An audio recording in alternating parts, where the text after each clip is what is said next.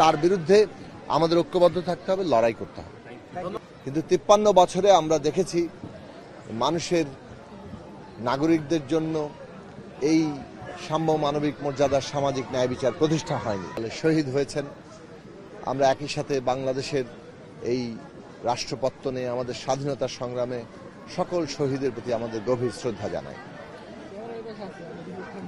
1971 সালে একটা এই রক্তক্ষয়ী যে স্বাধীনতা সংগ্রাম, সেখানে মানুষের জন আকাঙ্ক্ষা ছিল সাম্য, মানবিক মর্যাদা, সামাজিক ন্যায় বিচার প্রতিষ্ঠা। এই রাষ্ট্রটা যেটা তৈরি হচ্ছে, সেই রাষ্ট্র তার নাগরিকদের জন্য সাম্য, মানবিক মর্যাদা, সামাজিক ন্যায় বিচার প্রতিষ্ঠা করবে। কিন্তু 53 বছরে আমরা দেখেছি মানুষের নাগরিকদের জন্য এই সাম্য, মানবিক মর্যাদা, সামাজিক ন্যায় বিচার প্রতিষ্ঠা হয়নি।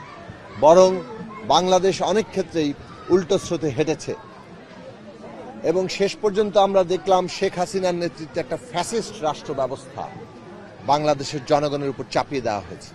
কি ভয়ঙ্কর শাসন হয়েছে! গুম, খুন, হত্যাযজ্ঞের মধ্যে দিয়ে আমরা দেখেছি আমাদের দেশের অর্থনীতি কিভাবে লুণ্ঠন হয়েছে। এই ভয়ঙ্কর অবস্থা শেষ পর্যন্ত টিকিয়ে রাখার জন্য জুলাই আগস্টে এসে যেভাবে আমাদের ছাত্র, শ্রমিক, তরুণদের নির্বিচারে হত্যা করা হয়েছে, শিশু, অভিভাবকরা কেউ এর মধ্যে থেকে বাদ যায়নি। এত বিরাট আত্মত্যাগের মধ্য দিয়ে আবার বাংলাদেশের মানুষ ঐক্যবদ্ধ হয়েছেন যাতে এই দেশে আবারও ওই 71-এর যে অঙ্গীকার, যে প্রতিশ্রুতি, একটা সাম্য, মানবিক মর্যাদা, সামাজিক ন্যায় বিচার প্রতিষ্ঠা হবে, যেটা এক কথায় আমাদের ছাত্র তরুণরা এসছেন, বৈষম্যহীন বাংলাদেশ, তার দাবি আবার তুলেছেন।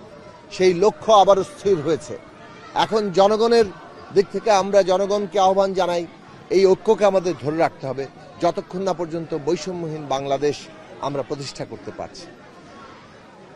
বাংলাদেশে এইবারের সবচেয়ে গুরুত্বপূর্ণ দিক হচ্ছে 72 সালে যে রাষ্ট্র ব্যবস্থাটা পত্তন করা হয়েছে সংবিধানের মধ্য দিয়ে, এবং রাষ্ট্রের বিভিন্ন প্রতিষ্ঠানগুলো, যেটা আগের পাকিস্তানি রাষ্ট্রের প্রতিষ্ঠানের ধারাবাহিকতা, সেগুলো বদল করার তেমন কোনো উদ্যোগ নেয়নি। বরং সংবিধান এমনভাবে ক্ষমতা কাঠামো তৈরি করেছে যেখানে সমস্ত ক্ষমতা একজন ব্যক্তির হাতে কেন্দ্রীভূত করা হয়েছিল। 53 বছরে অনেক লড়াই হয়েছে, 90 সালেও লড়াই হয়েছে, কিন্তু এই যে সংবিধানের ক্ষমতা কাঠামোর বদল, রাষ্ট্রের প্রতিষ্ঠানগুলোর সংস্কার এবং তার মধ্যে ক্ষমতার ভারসাম্য আনা, আইনের সংস্কার করা, এই প্রশ্নগুলো রাজনৈতিক সংগ্রামে আমাদের কেন্দ্রীয় বিষয়ে পরিণত হয়নি। এইবারের গণ অভ্যুত্থানের প্রধান বিষয় হচ্ছে যে এই রাষ্ট্র ব্যবস্থা বদল করতে হবে, প্রতিষ্ঠান, আইনের সংস্কার করতে হবে এবং একটা গণতান্ত্রিক সংবিধান প্রতিষ্ঠা করতে হবে যেখানে ক্ষমতায় যারা যাচ্ছে তারা জবাবদিহিতাহীন থাকতে পারবে না, তাদেরকে জনগণের কাছে জবাবদিহিতা করতে হবে, সেই কাঠামো তৈরি করতে হবে। আজকে সেই লক্ষ্যে বাংলাদেশ এগিয়ে যাচ্ছে। আমরা আশা করি অন্তর্বর্তী সরকার এই যে বাংলাদেশের মানুষের আকাঙ্ক্ষা, সেই অনুযায়ী একটি গণতান্ত্রিক বাংলাদেশ, সেটা প্রতিষ্ঠার পথটাকে সুগম করবে, সেইটাকে আরো এগিয়ে নিয়ে যাওয়ার ক্ষেত্রে সবাইকে সহায়তা করবে এবং রাজনৈতিক দলগুলো ন্যূনতম গণতান্ত্রিক বাংলাদেশ প্রতিষ্ঠার ক্ষেত্রে যে ঐক্য, সেই ঐক্য বজায় রাখবে।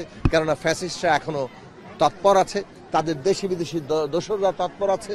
আমরা দেখছি যে তারা ভারতে আশ্রয় নিয়ে সেই দেশের গণমাধ্যম এবং তাদের সরকার, রাজনৈতিক দল, সেগুলোর সহযোগিতা নিয়ে তারা বাংলাদেশকে অস্থিতিশীল করার চেষ্টা করছে, বাংলাদেশকে এমনভাবে চিত্রিত করার চেষ্টা করছে সারা দুনিয়ার সামনে যেটা সম্পূর্ণভাবে ভিত্তিহীন এবং মিথ্যা।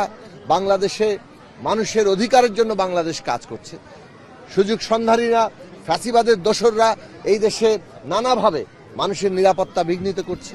হিন্দু সম্প্রদায় কিংবা অন্য সম্প্রদায়, ধর্মীয়, জাতিগত অর্থে কোথাও কোথাও ঘটনা ঘটছে, কিন্তু সেই ঘটনাগুলোকে বিচার করার জন্য এই সরকার কাজ করছে। আমরা দেখতে পাচ্ছি যে সম্পূর্ণ মিথ্যা তথ্য দিয়ে নানাভাবে আন্তর্জাতিক পরিসরে বাংলাদেশকে চিত্রিত করার চেষ্টা করছে।